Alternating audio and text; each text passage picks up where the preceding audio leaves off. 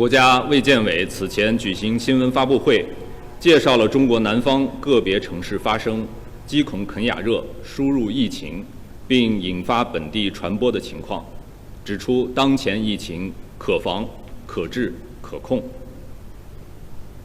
鸡孔肯雅热是一种经蚊媒传播的疾病，上世纪50年代在国外已有报告的病例。目前，全球已有119个国家和地区发现了该病毒的传播。据了解，中方就此同世界卫生组织保持着沟通。中国政府始终高度重视本国人民和在华外国公民的身体健康，将一如既往为境内外游客提供舒适、安全、便利的旅行环境。A very contagious virus is making the rounds through the Philadelphia region, and it's not something we hear about very often. Well, health reporter Stephanie Saul joins us now to explain what to watch out for now. This is all over the place, we're being told. Doctors are seeing a growing number of cases of foot, hand, mouth disease, and that causes some painful rashes and sores.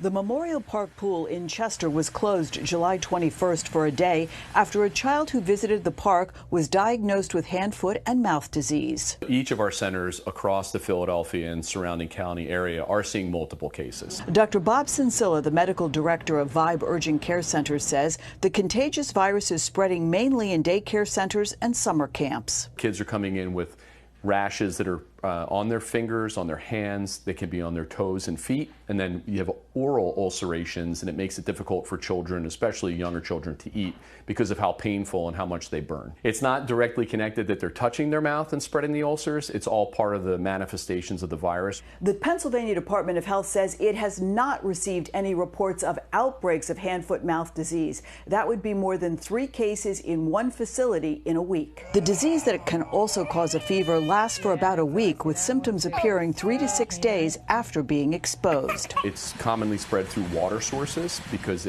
of the way it spreads. If children don't clean themselves well enough to go when they go to the bathroom, it's spread from the fecal oral route. So people might end up getting pool water or camp water into their mouth. And it can spread by touching someone who's infected, plus the virus can live on surfaces for a short period of time. Is this just in children, or can adults get it too? It's primarily in children, but certainly we do have adults that have younger children that may contract it from them that come in as well too.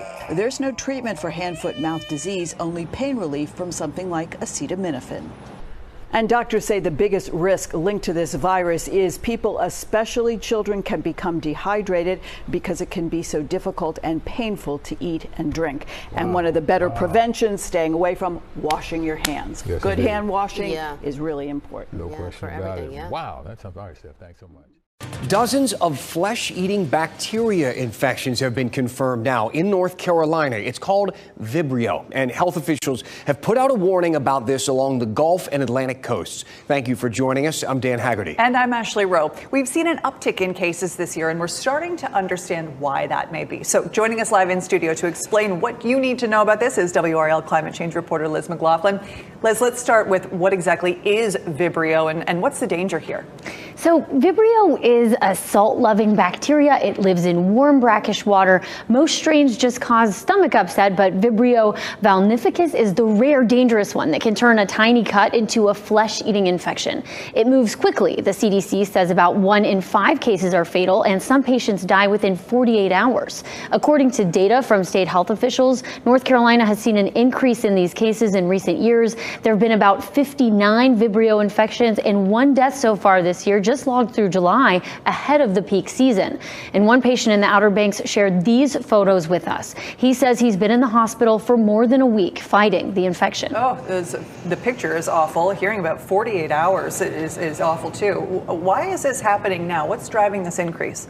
Scary stuff, and essentially the water is hotter than usual, and that's really the fuel. Sensors near Cape Hatteras have recorded mid-80s sea surface temperatures for more than 40 consecutive days. That's about 2 degrees higher than the 30-year average. So warmer water combined with just the right salinity really allows this bacteria to flourish.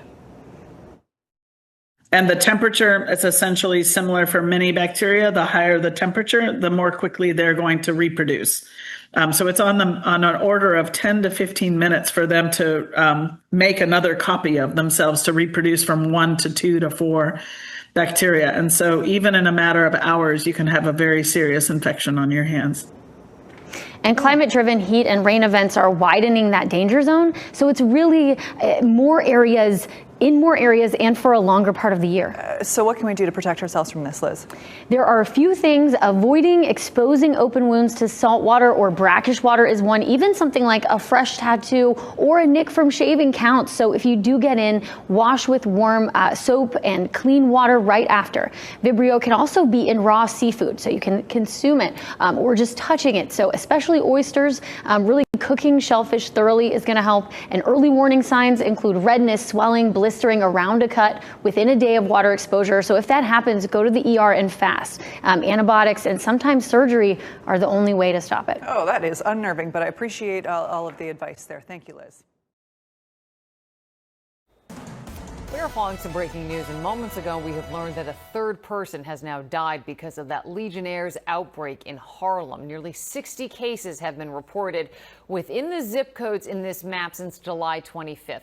Health officials say that you can catch the disease by breathing in water vapor that has the Legionella bacteria.